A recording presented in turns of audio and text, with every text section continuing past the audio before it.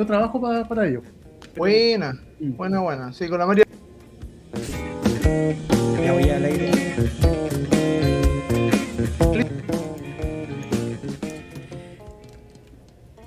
Muy buenas tardes, sean todos muy bienvenidos a un capítulo nuevo de esta temporada 2023 de Hablemos de Inclusión acá en Radio Generación Inclusiva. Bueno, primero que nada, darle la bienvenida a toda la gente que se va a ir conectando a esta hora. Quiero también dar la bienvenida, a una compañera nueva que va a estar acá en el programa, a Celia Rojas, así que muy bienvenida. Y como siempre me acompaña mi querido compañero José Ignacio Cuadra, desde ya 2 años ya, ¿no? Ya perdí la cuenta, José Ignacio, ¿cómo estás? Hola, ¿qué tal? Sí, más o menos 2 años, bienvenido a todos los presentes, bienvenida a la nueva compañera que entra en este espacio. Comentarles que si de pronto sienten un sonido extraño, es mi perrita Lucy que anda dando vueltas por aquí, tratando de atrapar comida. Aquí en estos momentos donde somos la previa del debut de Colo Colo por la Copa Libertadores. Hoy día es noche de copas. Así es, así me están contando por acá, José Ignacio. Yo estaba un poco perdido con respecto al fútbol. También vamos a saludar en esta noche, porque tenemos un programa especial el día de hoy. Antes que todo, el 2 de abril se celebró el Día Internacional o Día Mundial del Autismo, así que saludamos a todas las personas, niños, niñas, adolescentes, adultos con autismo, a sus familias, a las cuidadoras, así que a todo el entorno de las personas con autismo, muchos saludos para todos ellos. Y el día de hoy nos convoca a eso, y también la nueva ley que hace muy poquito, si no me equivoco, el 10 de marzo se promulgó, el 3 de marzo. Ahí también tuvimos un hito importante a esta nueva ley de autismo. Y para ello estamos con un querido amigo mío. Nos conocimos de muchas partes. Carlos Pinto, abogado del Departamento de Discapacidad de la Municipalidad de Las Condes. Y también ex abogado y coordinador de la Fundación Defensoría de la Discapacidad. Bienvenido, Carlos. Muchas gracias, Francisco. Muchas gracias, José Ignacio, también. Celia. Muchas gracias por la presentación. Sí, efectivamente nos conocemos hace harto tiempo nosotros. Estuvimos trabajando y haciendo cosas juntos. Gracias por invitarme. Les cuento que vengo de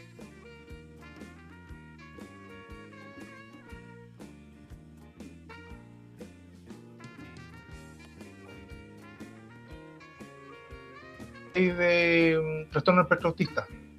Ahí también salieron cositas bastante interesantes, principalmente con la Escuela de Terapia Ocupacional, y con, de hecho, es más, me llamó mucho la atención que, como fue una invitación genérica, llegaran personas de tanto los servicios de salud de la zona, de Talca, y de colegios, jardines infantiles, instituciones de educación, que están súper interesados también en conocer respecto al tema de la ley de inclusión, o sea, y principalmente de la ley de TEA, que es un tema bastante novedoso, digamos, y que viene a presentar nuevos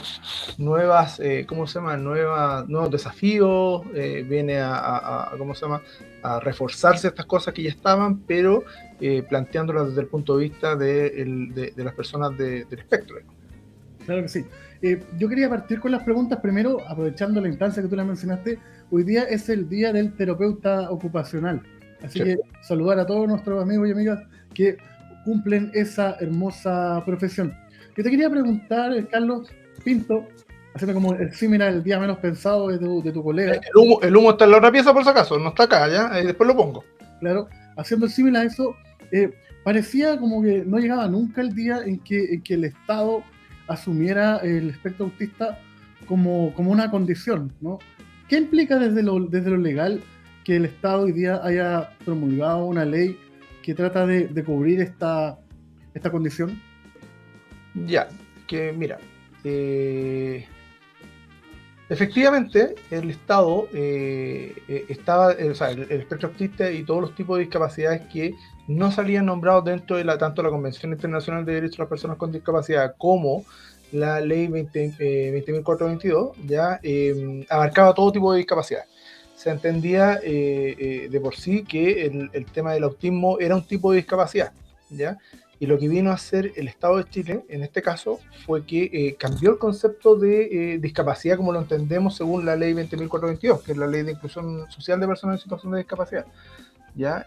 Partiendo por el hecho que cambia la definición de una persona con autismo, la define como una persona con una diferencia, con una divergencia en la forma de expresarse, de entender, en la forma de comunicarse, de aprender, de razonar, ¿ya?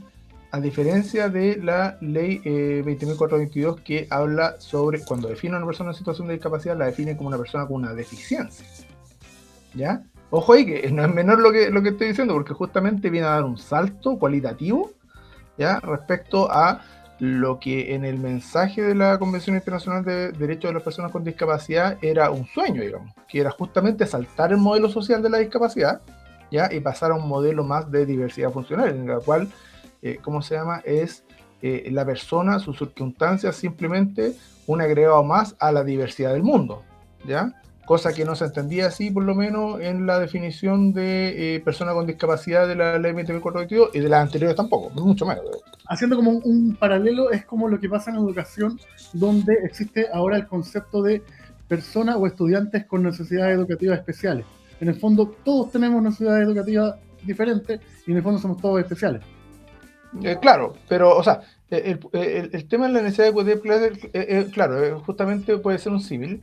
El problema es que justamente la norma específica que establece el decreto ley 83 de educación, ya, justamente señala y define qué es una necesidad de cuestión especial que puede ser permanente como transitoria, ¿ya? ¿Y quiénes son los niños que la pueden acoger o no? Hay obviamente una ¿cómo se llama? Una mala utilización de los términos que es más o menos constante, ¿ya? Dentro de las personas, ¿ya? Partiendo por el hecho de que persona con discapacidad sigue siendo la discapacidad como término, un término que para algunas personas parece ser peyorativo, ¿ya? El problema es que esas personas no se han dado cuenta que o no han mirado hacia atrás, ¿ya? De dónde viene el término persona en situación de discapacidad, y que fue un término acogido justamente por las personas en situación de discapacidad y por las asociaciones que agrupan personas en situación de discapacidad, ¿ya? Recordemos que para el Foro Mujer en el año 2000 en Beijing, en Japón, ¿ya? También se agruparon los líderes, ¿cómo se llama?, en discapacidad y las ONGs respecto a discapacidad, y saldaron ciertos términos que a ellos ¿cómo se llama?, los dejaba como satisfechos respecto al uso de los mismos, ¿ya? Términos que después fueron ocupados en la Convención Internacional, como persona en situación de discapacidad o persona con discapacidad. Claro que sí, y ahí entramos en otro concepto que tiene que ver con que, como bien dices tú, nosotros como sociedad no ocupamos bien los conceptos. De repente hablamos de inclusión e integración de forma indistinta cuando tienen que ver veredas totalmente distintas. Abro el panel, Pancho, nuestra nueva compañera. Sí, justamente abre un debate, un diálogo con respecto a cómo referirse a una persona con autismo, porque algunos lo conocemos como espectro autista, personas autistas, que están mal dicho. Y ahora creo que también esta ley, tú me corriges, Carlos, quería que las personas se les dijera como personas con TEA. Sí. Nuevamente, dentro de la historia, digamos, del tema del espectro autista, ya se utilizaban conceptos como el Asperger, ya que con eso se trataba de definir a una persona que estaba dentro del ¿cómo se llama?, mosaico, como lo llamaban antiguamente los médicos, ¿ya? El mosaico del espectro autista, ¿ya? Y que era una persona que era mucho más funcional que un autista propiamente tal, ¿ya? Y por autista estoy hablando que en ese momento se concebía un autista como, no sé, el de la película Rayman, de Dustin Hoffman con Tom Cruise, o sea, una persona que, ¿cómo se llama? Era un autista de libro, digamos, ¿ya? No así con una persona Asperger, que era una persona absolutamente funcional, que se podía mover por el sistema, y que en definitiva lo único que hacía era que era un poco raro, por decirlo de alguna manera muy pueril, ¿ya? Pero efectivamente los conceptos han ido variando. El tema del arco iris respecto a los temas de autismo han ido justamente formando conceptos nuevos respecto a esto. O sea, el espectro autista es un espectro que comprende grados totalmente distintos, de más a menos, ya no siendo ni positivo ni negativo, sino simplemente de más a menos, de niños que pueden tener lenguaje, como otros que no pueden tener, como algunos que pueden comunicarse de forma con pictogramas, con otros que se pueden comunicar de otras formas totalmente distintas, ya la forma de aprender también se concibe como una forma distinta, y efectivamente la palabra autista, en este caso, debiera ser, o persona del espectro autista, debiera ser aquella que más lo represente. Eso yo por lo menos he entendido no solamente de las agrupaciones de padres, ya de niños con TEA, sino que también de las mismas agrupaciones de personas TEA, ya que ahora son adultos y que en algún momento determinado, ¿cómo se llama? Se empoderaron justamente en este tema y dijeron, oye, así como se me tiene, o sea, primero se me tiene que decir por mi nombre, ¿ya? Pero si me quieres hablar sobre el tema mío, claro, efectivamente yo estoy diagnosticado Claro, con sí. el espectro autista. Y de hecho, más allá de las polémicas que hay con el término de la ley, porque hay fundaciones como la Fundación Juan, que dice que no le gusta que la ley se llame TEA y así, por lo menos se reconoce desde el Estado que somos bastante diversos. Pancho, ¿te parece que vayamos a una canción? Me equivoqué de perilla. Sí, me parece. Vamos a una canción para que ahí Carlos pueda respirar un poquito. No hay problema.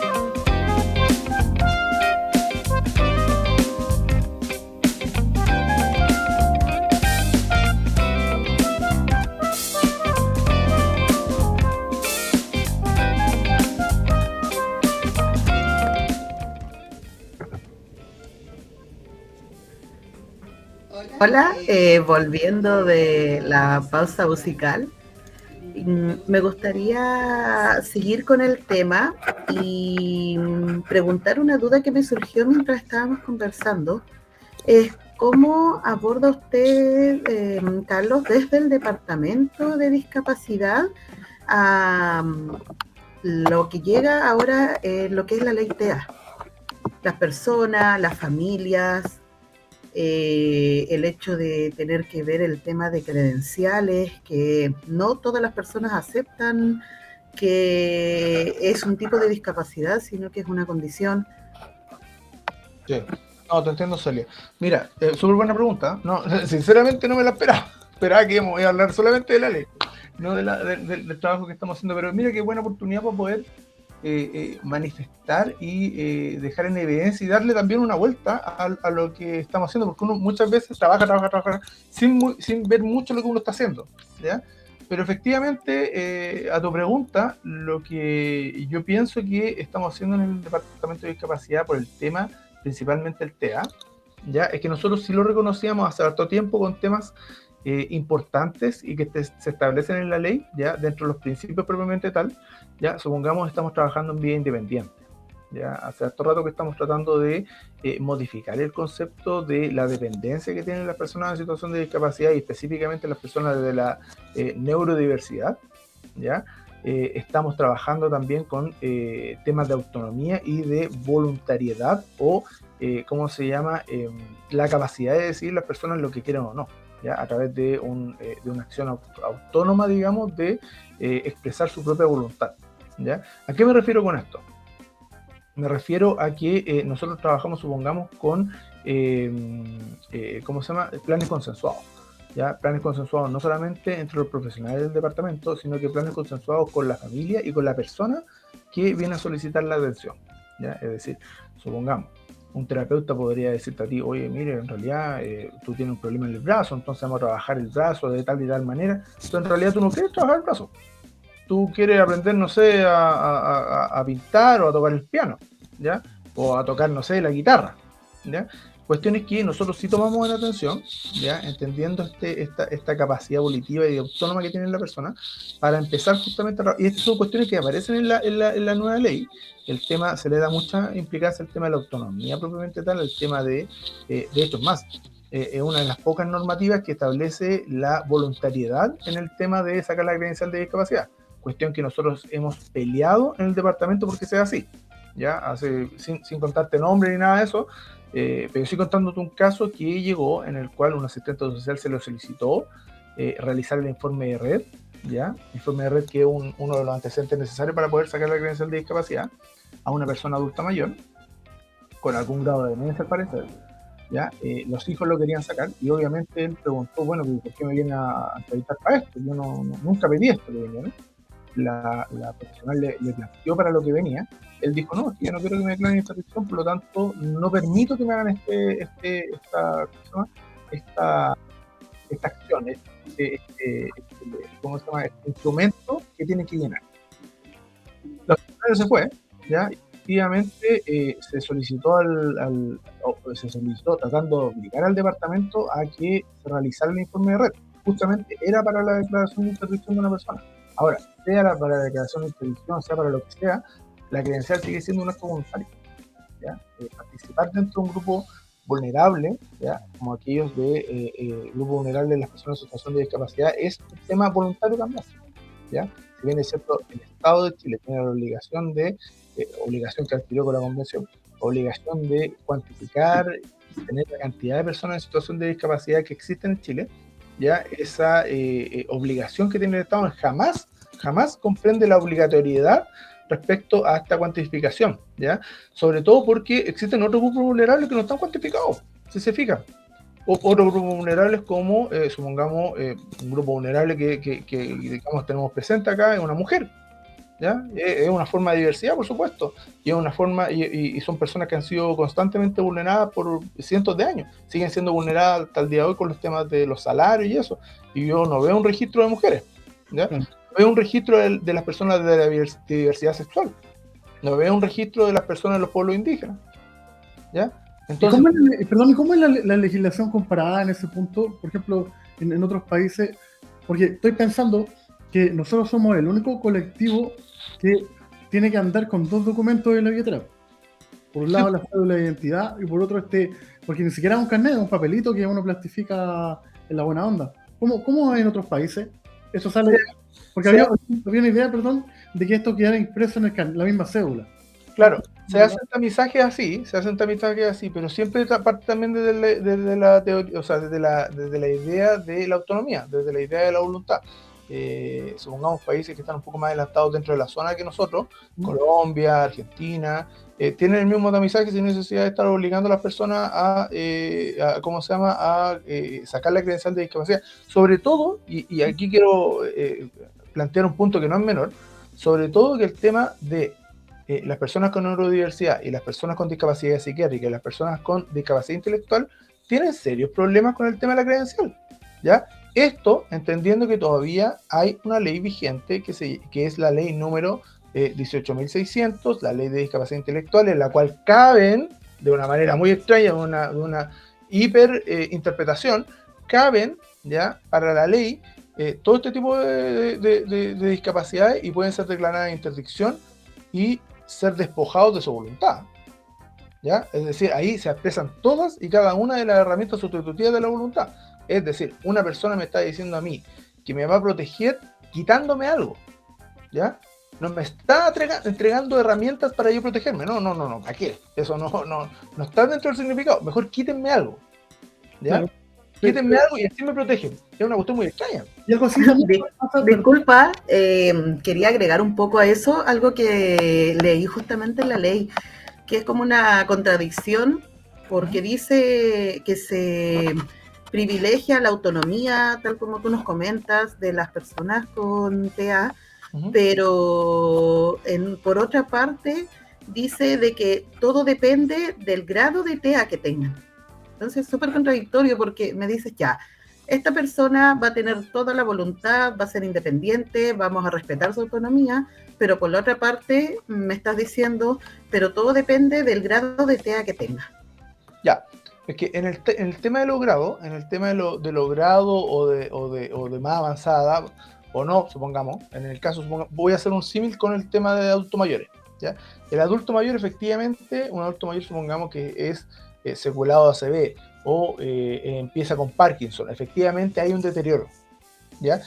Pero ese deterioro no necesariamente significa que él no pueda tener un nivel de autonomía que se puede establecer no solamente desde el punto de vista de la autonomía como la conocemos nosotros, es decir, de que yo puedo andar solo en la calle, tomar mis propias decisiones, realizar mis propias gestiones, ir a pagar mis propias cuentas. A lo mejor puede ser con apoyos, ¿cachai? El tema de un tema que en Argentina se trabaja mucho y en España se trabaja 100%, que es el tema de los asistentes personales. Acá en Chile todavía no tenemos ninguna certificación respecto a asistentes personales. Asistentes personales que son personas que están ligadas íntimamente al tema de la inclusión y la forma en cómo las personas en situación de discapacidad con mayor grado de dependencia pueden incluirse en la misma sociedad, ¿ya? Tenemos todavía en Chile ciertas legislaciones normativas, tanto grandes como chiquititas, ¿ya? En las cuales queda al criterio de un funcionario público, ¿ya? Supongamos como un auxiliar de la administración de justicia, como es un notario público, para la firma a ruego. La firma a ruego, para que los que no lo saben, digamos, es la capacidad que tiene el notario o el funcionario de la notaría de decirle a una persona, es que yo no lo veo a usted, que usted puede expresar muy bien su voluntad por cualquier tipo de discapacidad que tenga. Ya, supongamos una persona con síndrome de Down, ¿ya? Y que quiere hacer una declaración jurada de soltería. Una cuestión tan idiota como eso, ¿ya? Una declaración jurada de soltería, eso es todo, ¿ya? Que es un documento sumamente básico, o un contrato de trabajo, que yo no lo veo a usted como que está muy bien psicológicamente como para poder hacer esto. Por lo tanto, llamo a una tercera persona y suplo su voluntad. Llamo a una tercera persona y le digo, esta persona va a firmar a ruego por usted. Claro. Lo mismo pasa en el matrimonio respecto al oficial civil. El oficial civil en el matrimonio también tiene la capacidad de decir, oiga, este caballero no está mentalmente capacitado para aceptar o no las obligaciones del contrato de matrimonio. ¿Y de dónde sacan eso? O sea, ¿de dónde una persona tiene la capacidad plenipotenciaria, ¿cómo se llama? Un oficial de registro civil, que no tiene ninguna relación con ningún tipo de persona en situación de discapacidad, de saber si una persona tiene la capacidad de hacer eso o no. Y ahí llegaste a un punto súper importante, porque la gente que tiene discapacidad visual tiene que saber, cada vez que alguien quiere hacer un trámite que requiere firma, tiene que acudir a una notaría, y antiguamente se llevaba a una tercera persona porque se asumía que esa tercera persona iba a poder leer el documento y en el fondo no te iban a estar engañando. Hoy día la ley cambió y el mismo notario puede leer el documento y tú quedas bien con eso. ¿Cuál es el detalle? A mí me pasó, por ejemplo, hace un año cuando compramos un auto con mi señora, que la automotora no aceptó que el notario aplicara eso. Nos pidió igual el sistema antiguo con la ley de arruego. Y ahí entramos en otro pequeño, gran detalle, que es que, según cifras, por ejemplo, la gente que tiene discapacidad visual, el sueldo promedio en Chile, de los pocos que están contratados, es de 300.000 pesos. ¿No te pasa a ti como abogado, cuando tú recién hablabas de perder cosas, que la gente con discapacidad es tan mínima la que va a hacer trámites de notaría, que ese tipo de trámites, que por ejemplo a mí me salió la friolera, porque eran muchas hojas, de 90.000 pesos, yo tenía para pagarlo, ni un drama, que ese tipo de trámites quizás fueran a cuenta del Estado, o que el notario, que tiene un rol como hegemónico, lo hiciera gratis para la gente con discapacidad? Porque en el fondo me dices que me estás ayudando, pero me estáis despojando del poco dinero que tengo. Te entiendo, pero eso mismo podríamos aplicar respecto a una persona que, tiene una condición socioeconómica más inestable que tú, ¿cachai? Por lo tanto, yo creo que acá el tema de la condición de discapacidad o no, creo que sale un poquito de la discusión en sí. Entiendo que efectivamente las personas en situación de discapacidad en Chile es un grupo muy precarizado. Eso yo estoy totalmente de acuerdo contigo. O sea, aquí nadie que trabaje con personas en situación de discapacidad viene a hacerse rico ni nada de eso, porque es un grupo muy vulnerable, muy vulnerable económicamente. Y justamente el Estado, yo creo que, si bien es cierto, está al debe todavía, están realizando cosas. Supongamos este tema de los subsidios respecto a las personas en situación de discapacidad. O sea, se ha tratado de ampliar el carácter de la pensión básica solidaria de invalidez. Se entrega el tema de la pensión de niños con discapacidad intelectual de menor de 18 años. ¿Ya? El duplo, que también es otro apoyo económico. Ya, efectivamente son insuficientes, sí, yo estoy totalmente de acuerdo contigo, pero creo que también, por otro lado, apelar a la gratuidad lo encuentro un poquito peligroso. Claro, sí, porque lo que tú decías hace un rato, que no lo había visto yo, que claro, porque en el fondo terminas discriminando por querer favorecer a un grupo, pero terminas discriminando a otros tantos. Yo te quería dejar una pregunta planteada antes que nos vayamos a la siguiente canción. Le hemos preguntado a mucha gente, quizás tú puedes saber cómo trabaja ahí en un departamento de discapacidad, ¿se pierde o no se pierde la pensión de invalidez si la persona con discapacidad está trabajando? Te dejo esa pregunta planteada. Estupendo. Vámonos con una canción, Pancho, ¿te parece? Me parece. Ya volvemos.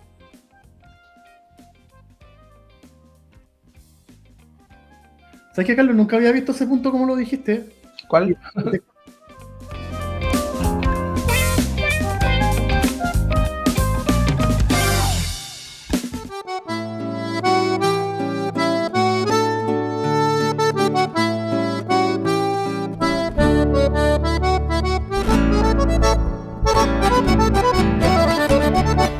Al valle que amó por siempre, a los niños y a la tierra, Gabriela 1000 versos hizo a la dicha y la tristeza.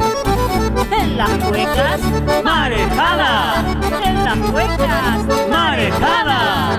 al valle que amó por siempre, a los niños y a la tierra escribió Gabriela, a los niños y a la tierra escribió Gabriela.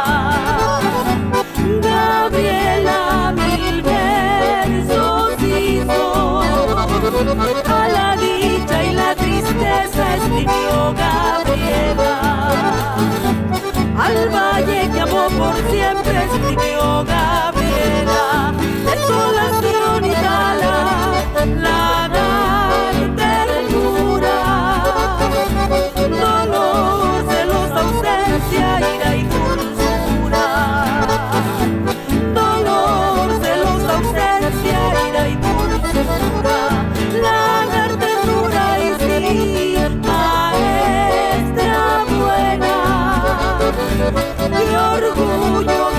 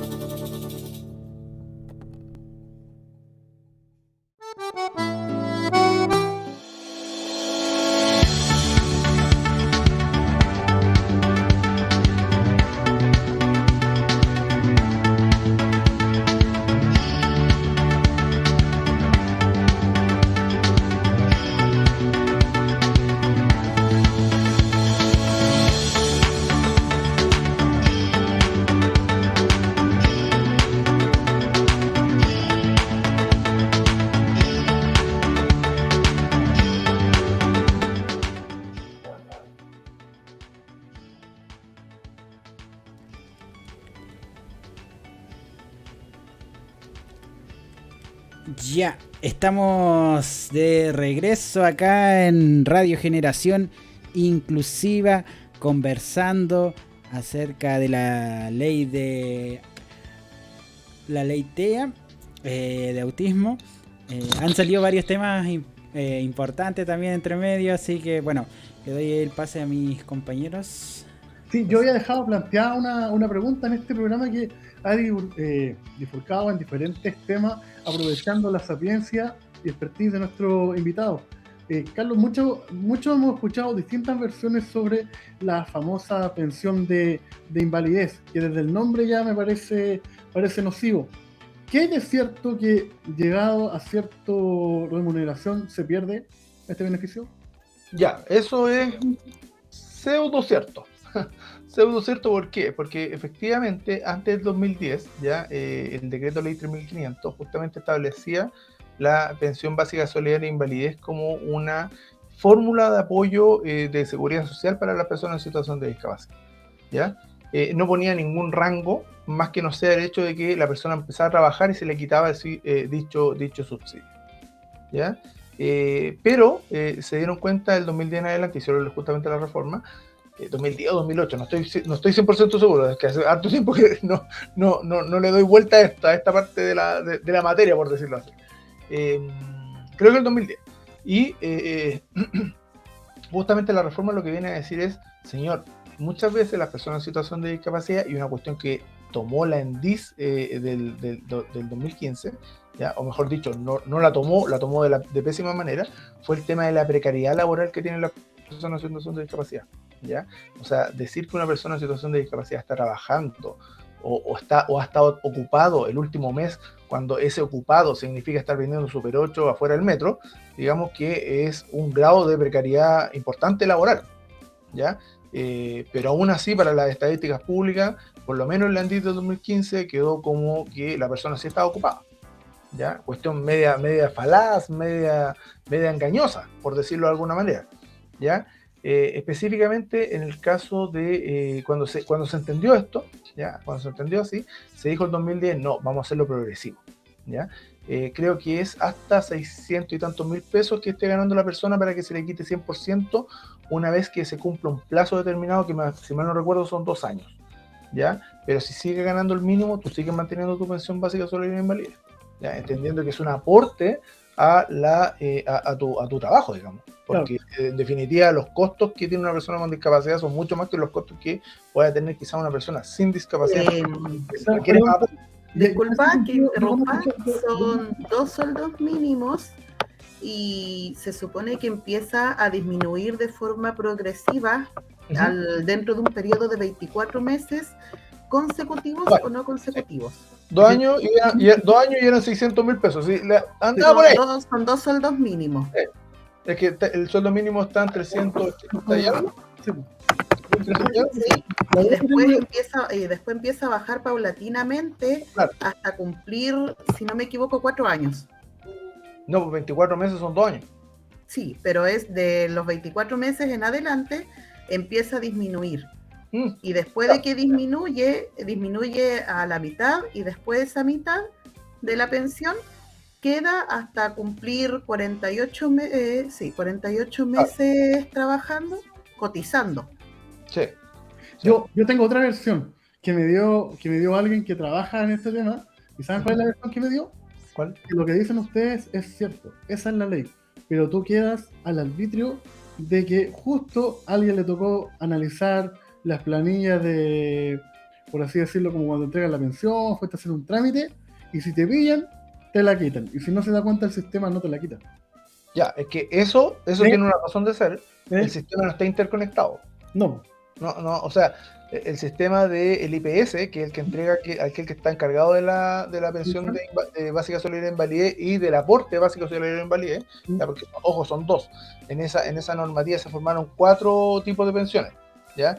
2 pensiones de invalidez, o sea, una pensión de invalidez y una pensión por vejez, y un aporte solidario de vejez y un aporte solidario de invalidez, que es un poquito menor, ¿ya? Justamente como no está interconectado el sistema, obviamente si yo pago mis cotizaciones, no necesariamente el IPS va a saber que yo estoy pagando mis cotizaciones y por qué sueldo, ¿ya? Es justamente cuando actualizo esta información, ¿ya? A través de, ¿cómo se llama? De justamente de la entrega propia de la información mía, es que el sistema se da cuenta que en realidad yo estoy ganando más de lo que debiera. Entonces, ojalá que nunca se conecte entonces. Carlos, yo quiero hacer la pregunta que yo creo que muchos quieren saber o muchos la tienen. Póngale. La ley dice que los ministerios, el Ministerio de Salud, de Educación, del Trabajo, que son como lo que las categorías, como los pilares como más fuertes de la ley, que el Estado también va a garantizar el derecho a la salud, que se van a capacitar los funcionarios de la salud, que la educación también va a ser un derecho, que se van a capacitar los establecimientos y que los establecimientos van a tener que hacer todas las adecuaciones correspondientes. En el ámbito del trabajo, estuve leyendo un poco también de eso, de que no va a poder ser un motivo de despido para las madres que tengan algún hijo con madre y padre. Madre y padre que tengan un hijo con TEA, motivo de despido. ¿Qué más? ¿Cómo tú eres abogado? Cuéntanos, porque en la ley se ve lo lindo, pero ¿quién va a fiscalizar esto? ¿Cómo la gente va a poder reclamar si no se está cumpliendo la ley? Ya, efectivamente se le deja a cargo a los 3 ministerios que quedaron, que fueron finalmente los padrinos, por decirlo de alguna manera, de esta ley, que fue el Ministerio de Desarrollo Social, el Ministerio de Educación y el Ministerio de Salud. Ya, en los últimos artículos de la ley, ya, la ley es una ley bien cortita, no tiene más de 27 artículos por ahí, es bastante cortita, ya, pero muy contundente en esta clase de cosas que hemos estado conversando. Ya, y justamente lo que dice es que le pone plazos al Ministerio de Salud. ¿Ya? Al Ministerio de Educación como que lo deja medio de lado, debo decirlo. ¿Por qué? Porque el Ministerio de Salud ya tiene sus obligaciones propias a través del Decreto Ley 83 y el Decreto Ley 170 de adecuaciones curriculares. ¿Ya? Asimismo, la LEGE y las obligaciones de la creación de los protocolos anti-bullying, ¿ya? De los protocolos de, ¿cómo se llama?, de convivencia escolar y anti-bullying. Cuestiones que hasta el día de hoy, si bien es cierto, los colegios están cumpliendo con esas obligaciones. Tenemos una superintendencia de educación que, a mi parecer, y esto es un parecer absolutamente personal y particular, ¿ya? ¿Cómo se llama? Está apelando más a tratar de llegar a la buena acuerdos que fiscalizando, ¿ya? A diferencia de una superintendencia de salud que a las ISAPRES, ¿ya? Por los temas GES y a los prestadores particulares, también asimismo a FONASA, ha sido bastante dura con ellos, ¿ya? Creo que ahí hay una ¿cómo se llama? Una responsabilidad, ¿ya? De aquellos que están asumiendo los cargos y de esta preocupación respecto a estos temas. ¿Ya? Antiguamente en derecho, o sea, no antiguamente, dentro del derecho, digamos, del derecho constitucional principalmente, ya se habla de una figura que se llama el ombudsman o el, ¿cómo se llama?, el defensor del pueblo, ya, que justamente viene a plantear estas figuras más como fiscalizadoras dentro de la ¿cómo se llama?, de la sociedad. Ya, así una CMF, que es la Comisión para el Mercado Financiero, así una superintendencia de salud, una superintendencia de educación, una superintendencia de banco, ya que justamente vienen a regular este tipo de cosas, pero esas instituciones requieren el apoyo político para poder realizarlo, ¿ya? Y yo creo que en ese sentido el Ministerio de Educación, más que el Ministerio de Salud, está bien al debe, bien al debe. Efectivamente son ellos los que tienen que regular y los que tienen que fiscalizar, ¿ya? La ley efectivamente les pone plazos, principalmente, como te digo, al Ministerio de Salud, estableciendo plazos, supongamos, como el tema de la prevalencia y tamización, ¿ya? Es decir, para buscar el número y cómo acordar el número de personas en situación de condición del espectro autista, ¿ya? Y les pone un plazo de 6 meses. ¿No? Sí, pero les pone un plazo de 6 meses para que planteen cuáles son los planes a seguir, ¿ya? Solamente eso, ¿ya? Y otros plazos son de 1 año, ¿ya? Para el cumplimiento de las demás obligaciones.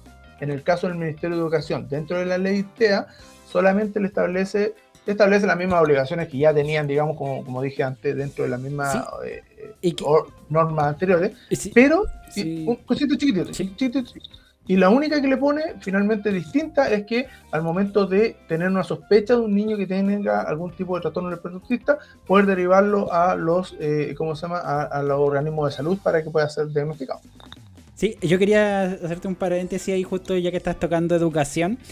Lo que estábamos hablando de que los establecimientos iban a tener que hacer las educaciones, lo que ya tú comentabas que esto ya debiera estar.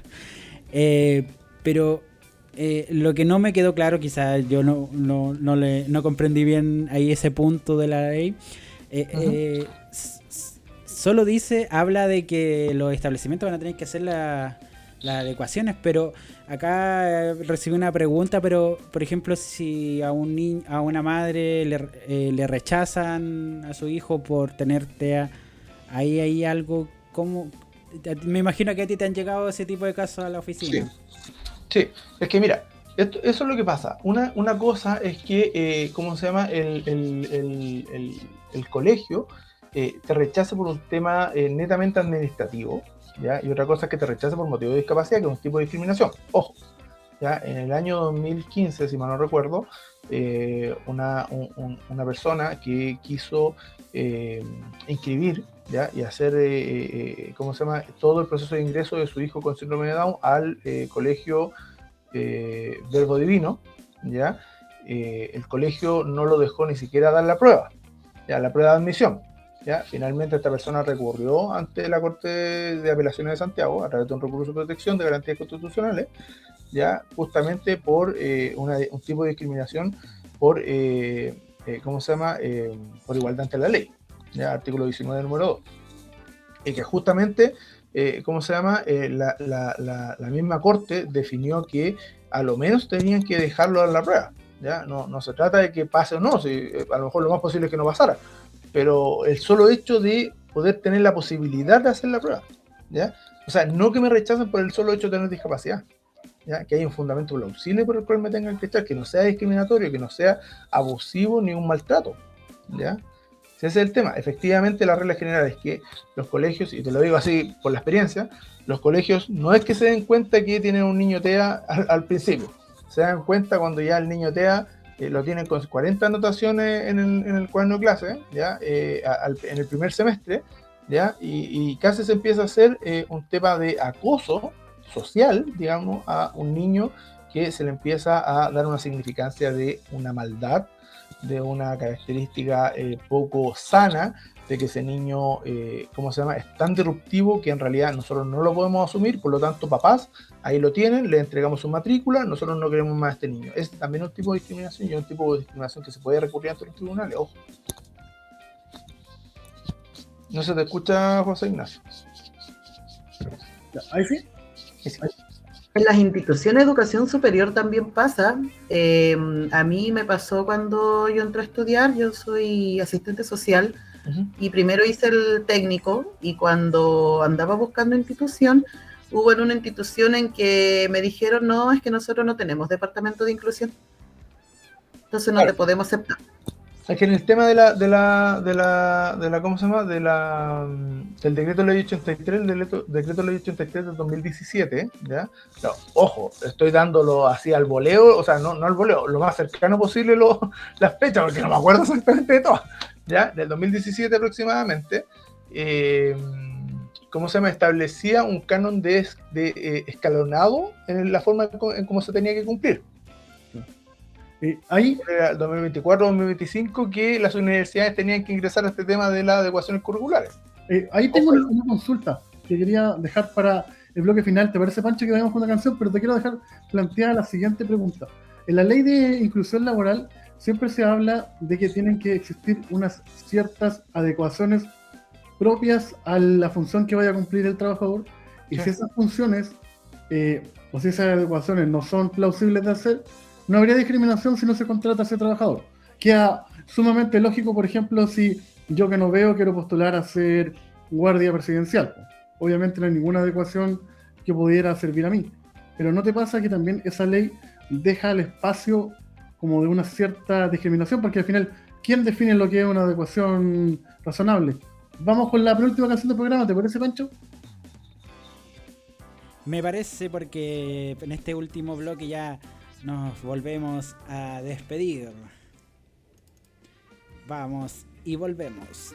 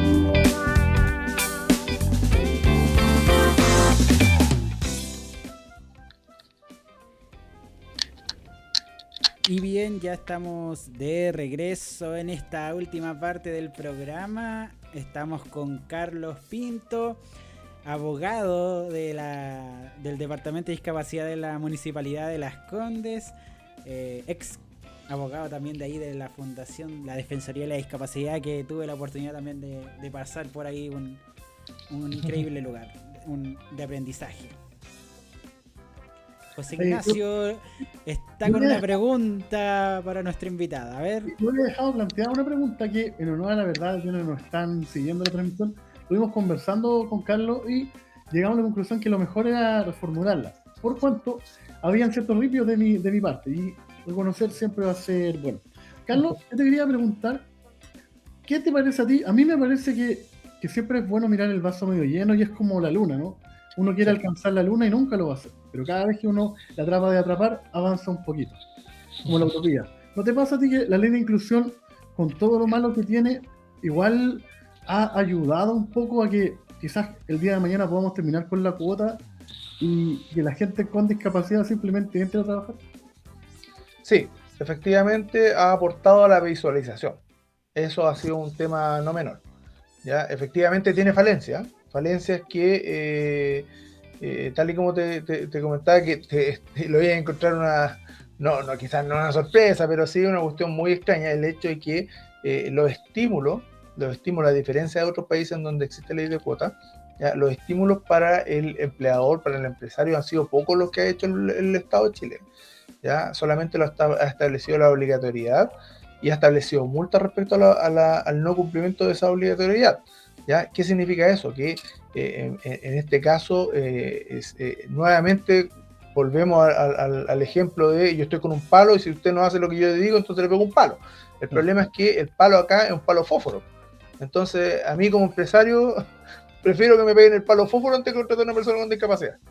Sí, tal cual. A diferencia de Argentina, supongamos que tiene un beneficio tributario el hecho de contratar personas con discapacidad. O sea, sí efectivamente produce un tema de movimiento social a la contratación de personas en situación de discapacidad. Como te digo, no es malo el hecho de que haya hecho una visualización respecto a esto. Han salido un montón de instituciones, organizaciones que se dedican al tema de la inclusión laboral y que efectivamente cada vez más se ha ido formando gente que no tiene relación ninguna con discapacidad, se ha ido formando un tema de discapacidad, sea porque han puesto a su cargo una persona con discapacidad, tiene un compañero que ahora trabaja por ley de inclusión, ¿ya? Y se le ha capacitado por medio de estas mismas fundaciones y organizaciones que realizan este tipo de inclusiones.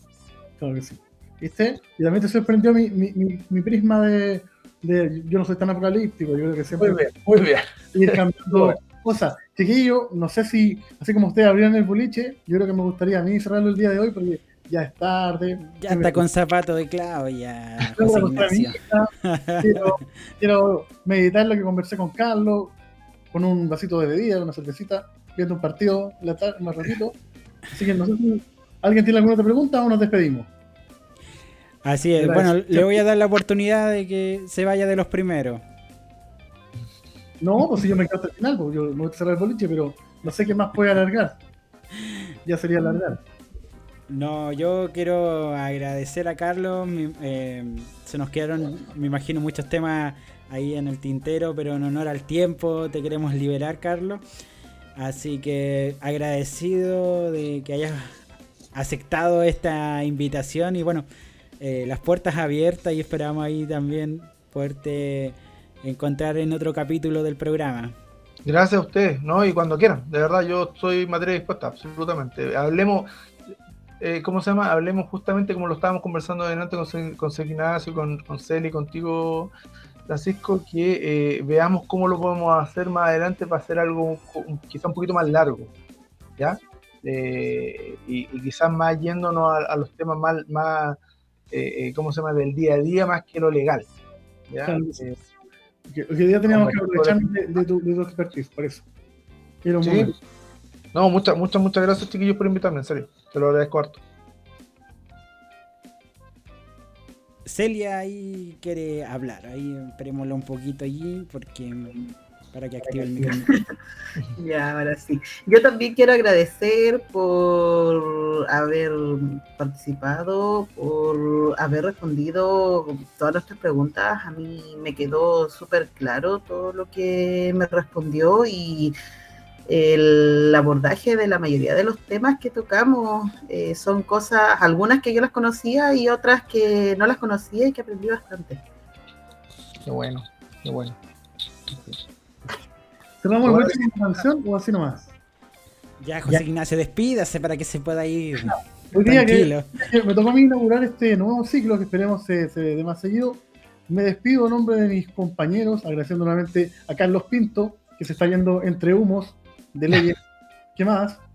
Y nos encontraremos una nueva oportunidad en Hablemos de Inclusión aquí en la Radio Generación Inclusiva. Hasta la próxima. Que esté muy bien. Chao, chao. Chao.